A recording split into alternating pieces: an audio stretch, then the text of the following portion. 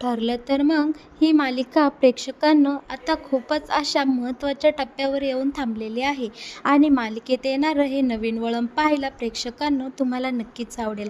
आता इकडे आपल्याला असं पाहायला मिळणार आहे की स्वतः महिपत शिर्के अर्जुन सुभेदारची भेट घेऊन अर्जुनला सायली वहिनी हीच खरी तन्वी असल्याचं रहस्य सांगणार आणि शिवाय महिपत जे काही सांगतोय ते खरं आहे की नाही याची पडताळणी करण्यासाठी अर्जुन आता स्वतः प्रतिमा आत्या आणि सायलीची DNA टेस्ट करताना आपल्याला पाहायला मिळणार आहे. तर प्रेक्षकांनो ते कसं घडणार हे पाहण्यासाठी तुम्ही हा व्हिडिओ शेवटपर्यंत पाहायला अजिबात विसरू नका.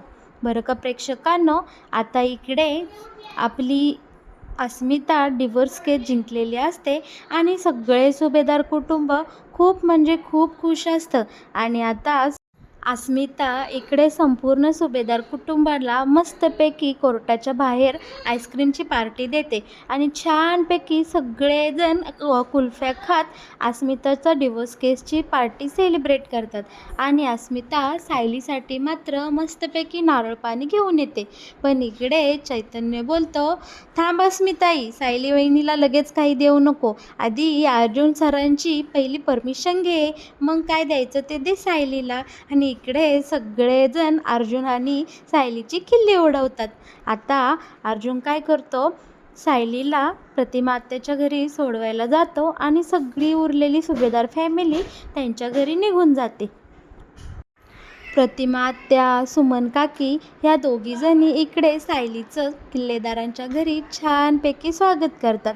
सायली आल्या आल्या सायलीला पाणी देतात आणि सायली पाणी पिता पिता इकडे तिकडे बघत असते. शिवाय अर्जुनसुद्धा सैऱ्यावैऱ्या नजरेने इकडे तिकडे पाहत असतो.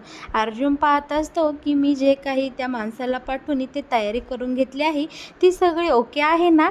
तेव्हा इकडे प्रतिमा आत्या म्हणते, हो हो अर्जुन बाळा, तू जेवढी तयारी केली आहे ना ती सगळी एकदम उत्तम प्रकारे झालेली आहे. इकडे सायली बोलती की हा काय प्रकार आहे नक्की. तेव्हा प्रतिमा आत्या सांगते की तू इकडे राहायला येणार म्हणून अर्जुनने खूप सारी तयारी करून ठेवली आहे, त्यातलीच ही काहीशी तुला झलक पाहायला मिळत आहे. तेव्हा इकडे सायली बोलती, काय आहो तुम्ही इथं सुद्धा सुरू झाले. तेव्हा अर्जुन बोलतो, माझ्या बायकोच्या तब्येतीच्याकडे अजिबात दुर्लक्ष होता कामा नये, मग ती सुभेदारांच्या घरी राहू किंवा किल्लेदारांच्या घरी राहू.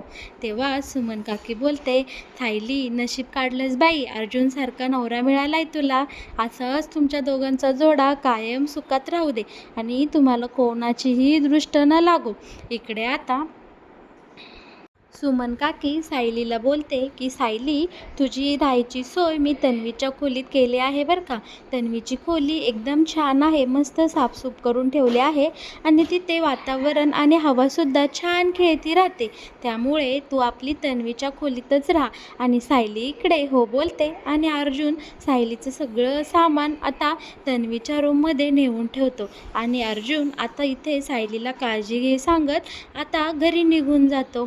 बरं का प्रेक्षकांनो, आता इकडे सुभेदारांच्या घरात कोणालाही करमत नसतं, फक्त सगळ्यांच्या ध्यानी मनी स्वप्नी सायली सायली सायली इतकंच त्यांची चर्चा चाललेली असते. सगळे नाश्त्याला टेबलवर बसलेले असतात. तेव्हा इकडे अर्जुनला सायलीची खूप आठवण येत असते. तेव्हा कल्पना बोलते, सायलीशिवाय सकाळ सकाळ कसली मोकळी मोकळी वाटते ना.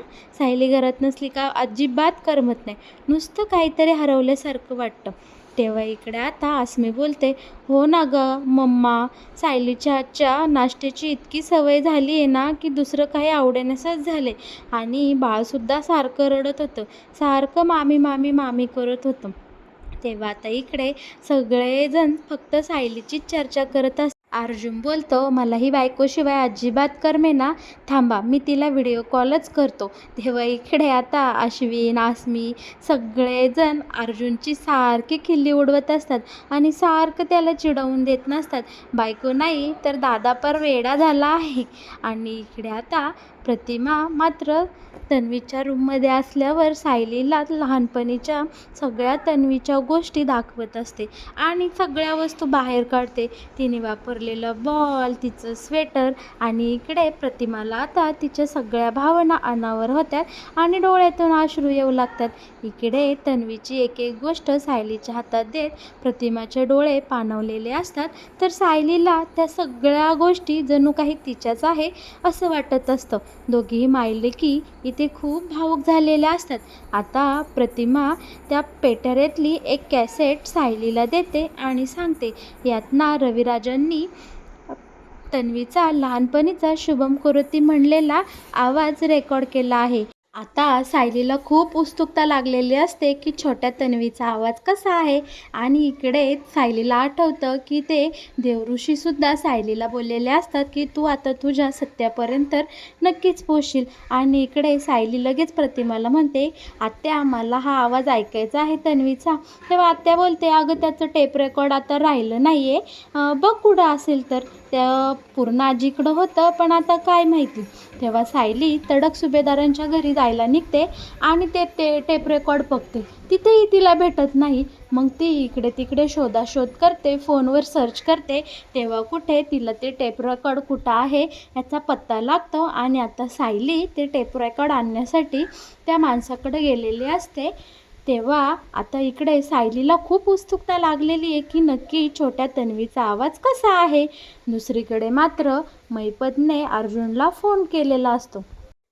मैपत अर्जुनला बोलत असतो, वकील साहेब मला तुम्हाला भेटायचं आहे आणि तुम्हाला खूप काही महत्त्वाची अशी गोष्ट सांगायची आहे. तुम्ही लवकरात लवकर मला भेटण्यासाठी या. मी आलो असतो तुमच्या घरी, पण ते तुम्हाला आवडणार नाही आणि म्हणून तुम्हाला त्रास होईल म्हणून मी तुमच्या घरी येणार नाही. तुम्हीच मला भेटण्यासाठी या ठिकाणी या. आणि मैपत अर्जुनला एक पत्ता सेंड करतो आणि त्या ठिकाणी इकडे बोलावून घेतो. सचिन हा इकडे खूप डिस्टर्ब झालेला असतो, कारण अर्जुन सुभेदारमुळे तो पहिल्यांदा आयुष्यात एका केसमध्ये हरलेला असतो. तेव्हा इकडे आता मैपत सचिनला समजावत असतो, जाऊ दे रे सचिन, कशाला डोक्याला ताप करून घेतो, झालं ते झालं. आणि अर्जुन सुभेदार हा खूप हुशार वकील आहे, जिंकला तर जिंकला, दे सोडून. आता तू माझ्या साक्षीसोबत लग्न कर आणि दुसऱ्या लग्नामध्ये खुश राहा. पहिल्या लग्नापासून तुझी मुक्ती झाली आहे, हेच खूप झालं. आणि इकडे आता मैपत सचिनला चांगले उपदेश करू लागतो, पण सचिन मात्र इकडे मैपतचं काही बोलणं ऐकून घेण्याच्या मनस्थितीत नसतो. सचिन मैपतला विचारतो की तुम्ही त्या अर्जुनला कशासाठी फोन केला होता आणि त्याला कशासाठी बोलावून घेतलं आहे हे मला तुम्ही सांगा. तेव्हा आता इकडे मैपत बोलतो, सचिन हे बघ, हे काही अंतर्गत गोष्टी आहे, त्या मी तुला सांगू शकत नाही. हात जोडतो मी तुझ्यासमोर, पण तू मला यातलं काहीही विचारू नको. मी फक्त अर्जुनलाच ही सगळं सत्य सांगणार आहे. मी माझ्या आयुष्याची नव्याने सुरुवात केली आहे आणि तुलाही मी हाच सल्ला देतो. तू सुद्धा झालं गेलं सगळं गंगेला मिळालं असं समज आणि पुन्हा माझ्या साक्षीसोबत नव्या आयुष्याची सुरुवात कर. आता मी सुद्धा एक नवीन सुरुवात केली आहे, पण मागचं काही ओझं माझ्या मनावर अजूनही आहे. ते ओझं उतरवल्याशिवाय मला काही शांतीची झोप लागणार नाही आणि ते काम फक्त अर्जुन सुभेदारच करू शकतो. म्हणून मी आज अर्जुन सुभेदारला भेटण्यासाठी बोलवलेलं आहे. आता अर्जुन इकडे मैपतला भेटण्यासाठी आलेला असतो आणि मैपती विचारत असतो, अर्जुन साहेब कसे आहात तुम्ही. तेव्हा इकडे अर्जुन बोलतो, मी एकदम फर्स्ट क्लास आहे, तुम्ही कसे आहात बोला. आणि हो, तुम्ही मला कशासाठी इथं बोलावून घेतलं आहे ते सुद्धा बोला. माझ्यामुळे तुम्ही जेलमध्ये गेलात आणि माझ्याही कानावर आले, इन्स्पेक्टर सावंत सांगत होते तुम्ही खूपच सुधारले आहात आता. आणि हो, तुम्ही सुधारले म्हणूनच तुम्हाला जज साहेबांनी शिक्षा कमी केली आणि जेलमधून बाहेर काढलं आहे. मला ही गोष्ट कळली, यावर काही माझा विश्वास नाही, तरीसुद्धा हार्टिस्ट कॉंग्रॅच्युलेशन. मैपत शिकरे तुझ्यासारखा गुंड जेलमध्ये जाऊन चांगलं वागतो आणि तिकडे त्याची निर्दोष मुक्तता होती, जज साहेबांनाही ते पटतं. ही खूप मोठी गोष्ट आहे, त्यासाठी खरंच मैपत शिकरे तुझं अभिनंदन. इकडे मैपत आता अर्जुनला बोलू लागतो, अर्जुन साहेब तुम्हाला जे काही बोलायचं आहे ते मला बोला, कारण माझी इथून मागची कामच असे आहे की माझी लायकीच नाही आहे माझ्याविषयी कोण दोन शब्द चांगलं बोलेल. ठीक आहे, पण अर्जुन साहेब मी आता माझ्या आयुष्याची नव्याने सुरुवात केली आहे. मी माझ्या आयुष्यात खूप माती खाल्ली, खूप गुन्हे केले, खूप हाफ मर्डर केस सगळं करून पाहिलं आहे. पण आता मला चांगलं वागून पाहायचं आहे. चांगलं वागण्यामुळेच माझी जेलमधून सुटका झाली. आणि हे सगळं ऐकून अर्जुन मैपतवर फिदी हसू लागतो. आता मैपत सांगू लागतो, अर्जुन साहेब, तुमचं हसून झालं असेल तर मी तुम्हाला आता खूप महत्त्वाची अशी गोष्ट सांगणार आहे, ती तुम्ही कान देऊन ऐका. तेव्हा आता मैपत सांगू लागतो, ऐका अर्जुन साहेब, ही गोष्ट सायली वहिनीबद्दल आहे. तेव्हा अर्जुन मात्र शॉक होतं आणि बोलतो की अरे मैपत, तुला सायलीविषयी काय बोलायचं आहे? तेव्हा आता मैपत सांगू लागतो, अर्जुन साहेब, तुम्हाला तर माहीतच आहे, प्रियाला तुमच्या सुभेदारांच्या आणि किल्लेदारांच्या आयुष्यात आणण्याचं काम मी आणि नागराजने केलं होतं. नागराज आणि मी आमचं आयुष्य आता जेलमध्ये घालवलं आणि जेलमध्ये राहून आम्हाला असं कळलं की चांगलं वागून जे पुण्य मिळतं किंवा जे मनाला समाधान मिळतं ते कुठेही मिळत नाही. मी माझ्या आयुष्याची नव्याने सुरुवात केली आहे आणि माझं मागच्या आयुष्यातलं एक असं कर्म आहे की ते मला सारखं माझ्या मनाला खात राहतं आणि मला आता त्या ओझ्यातून मुक्त व्हायचं आहे, म्हणून मी तुम्हाला इथं बोलावून घेतलं आहे. आता मैपत सांगू लागतो, अर्जुन साहेब, ऐका तर मग, ही जी तुमची बायको आहे सायली वहिनी, सायली अर्जुन सुभेदार, तर हिची खरी ओळख तुम्हाला आजपर्यंत माहीतच नाही आहे. तन्वीला आम्ही म्हणजेच प्रियाला आम्ही तन्वी बनवून किल्लेदारांच्या घरात पाठवलं. तो आमचा सगळ्यात मोठा प्लॅन होता. पण ते गाठुडं किंवा तन्वीच्या ज्या काही आठवणी, ते लॉकेट, ते आमच्याकडं कसं आलं, ते आमच्यापर्यंत कसं पोचलं, याबद्दल तुम्हाला कधीच प्रश्न पडला नाही. तुम्ही तर खूप नावाजलेले वकील आहात ना, आणि तुम्ही कसं काय एवढे गाफील राहिले? तेव्हा आता मैपती सांगू लागतो, हे बघा, हे गाठोडं आम्हाला मधुभाऊंच्या आश्रमात मिळालं आणि मधुभाऊंच्या आश्रमातच खरी तन्वी लहानाची मोठी झाली आहे आणि ती मधुभाऊंच्या संस्कारात वाढली आहे. आणि ती खरी तन्वी दुसरी तिसरी कुणी नसून तुमचीच बायको म्हणजेच सायली अर्जुन सुभेदार आहे. याचा अर्थ असा की सायली अर्जुन सुभेदार हीच खरी तन्वी रविराज किल्लेदार आहे. आणि मग काय प्रेक्षकांनो, हे मैपतच्या तोंडचं बोलणं ऐकून इकडे अर्जुन खूपच शॉक झालेला असतो. आता त्याला यावर काय बोलावं हे सुचत नसतं. आता अर्जुन मैपतकडे फक्त पाहतच राहतो. अर्जुनला आता खूप म्हणजे खूप आनंद झालेला असतो आणि अर्जुनला असं वाटत असतं की मैपतला कडकडून मिठी मारावं. पण इकडे अर्जुन मैपतचं क्रॉस चेकिंग करून घेतो आणि त्याच्या बोलण्याचा फेरविचार करतो की मैपत, कशावरून तू मला हे सगळं खरं सांगत आहे, याचा काय पुरावा आहे? तेव्हा इकडे मैपत बोलतो की अर्जुन साहेब, जुनं जे काही झालं ते सगळं विसरून मी नव्या मार्गाला लागलो आहे आणि तुम्ही माझ्या मुलीलाही आता या सगळ्यातून बाजूला काढलेलं आहे. तुम्ही साक्षीची खरी ओळख कोर्टापासून लपवली आहे. त्यामुळे मला माझ्या मनातलं जे काही सत्य लपवलं होतं ते तुम्हाला सांगायचं होतं आणि ते काम मी केलेलं आहे. मी माझ्या मनावरचं ओझं उतरवलेलं आहे. माझ्या बोलण्यावर तुम्हाला विश्वास ठेवायचा की नाही हा पूर्णपणे तुमचा प्रश्न राहिला. पण आता मी जे काही सांगितलं आहे ते 101% खरं म्हणजे खरंच सांगितलेलं आहे. आणि मैपत आता तिथून निघून जातो. सायलीने खऱ्या तन्वीची कॅसेटमधला आवाज ऐकलेला असतो आणि तो आवाज तिच्या इतका कानांमध्ये गुंतलेला असतो की सारखं वारंवार तिला तोच आवाज ऐकू येत असतं.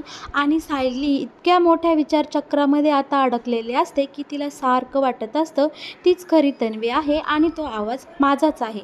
म्हणजे सायलीचा आवाज जो लहानपणी असतो तोच आता तन्वीचा आवाज सायलीने ऐकल्यामुळे सायली इकडे खूप विचारचक्रामध्ये पडते आणि या विचारामुळे सायलीला एकदम चक्कर येते आणि ती खाली कोसळते.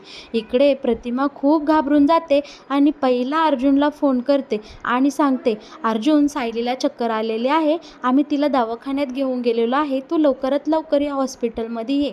इकडे आता सायलीची तब्येत खूपच ढासळलेली असते आणि तिच्या शरीरात हिमोग्लोबिनचं प्रमाण खूप म्हणजे खूप कमी झालेलं असतं. अश्विन अर्जुनला सांगतो की दादा, वहिनीच्या अंगात हिमोग्लोबिन खूप कमी आहे, आपल्याला इमिजिएटली तिला रक्त भरावं लागेल. आणि सायलीचा प्रतिमा त्याचा रक्तगट एकच आहे, दोघींनाही एकमेकींचं रक्त चालतं, त्यामुळे आपण आता या प्रतिमात्याचं रक्त लवकरात लवकर सायली वहिनीच्या अंगामध्ये ट्रान्सफर करूयात. आणि मग इकडे आता अर्जुनचं थोडंसं डोकं चालू लागतं आणि त्याच्यातला वकील जागा होतो. तो काय करतो, इकडे आता हळूच त्या रक्त घेणाऱ्या डॉक्टरांना सांगतो की तुम्ही माझं एक काम करा, हे तुम्ही जे ब्लड घेतलं आहे, सायलीचं थोडं ब्लड घ्या आणि ह्या प्रतिमा आत्याच्या ब्लडचं शॅम्पल दोन्हीही एका DNA टेस्टसाठी पाठवा आणि हे दोन्हीही शॅम्पल एकदम गुप्तपणे DNA टेस्टसाठी पाठवा आणि जे काही रिपोर्ट येईल ते लवकरात लवकर माझ्यापर्यंत पोचवा. इकडे अर्जुनच्या सांगण्यावरून सायली आणि प्रतिमा आत्याची DNA टेस्ट होते आणि ती टेस्ट एकदम पॉझिटिव्ह आलेली असते. रिपोर्ट अर्जुनच्या हातात असतात. अर्जुनसमोर आता खूप मोठ्या सत्याचा इथे उलगडा झालेला असतो आणि अर्जुनला पूर्णपणे समजलेलं असतं की सायली म्हणजेच माझी बायको सायली हीच खरी तन्वी आहे आणि प्रतिमा आत्या रविराज काकांची मुलगी म्हणजेच माझी बायको सायली हीच आहे. आता सायली शुद्धीवर आल्यावर अर्जुन घरातल्या सगळ्या माणसांना एकत्र जमा करतो आणि हे सगळ्यात मोठं जे काही सत्य अर्जुनसमोर आलेलं आहे या एवढ्या मोठ्या सत्याचा उलगडा आता अर्जुन संपूर्ण घरादारासमोर करणार असतो आणि कित्येक वर्षानंतर सायलीला तिचे खरे आईवडील आणि प्रतिमा रविराजला त्यांची खरी मुलगी मिळणार असते. तो आनंद पाहण्यासारखा आहे बरं का प्रेक्षकांनो. तर मग ठरलं तर मग या मालिकेत येणारा हा नवीन ट्विस्ट तुम्हाला कसा वाटला? ठरलं तर मग या मालिकेत येणारे असेच नवनवीन अपडेट किंवा महत्त्वाच्या ट्विस्ट पाहण्यासाठी तुम्ही आपल्या या चॅनलला नक्कीच सबस्क्राईब करा आणि हो, या व्हिडिओला लाईक केल्याशिवाय अजिबात पुढे जाऊ नका.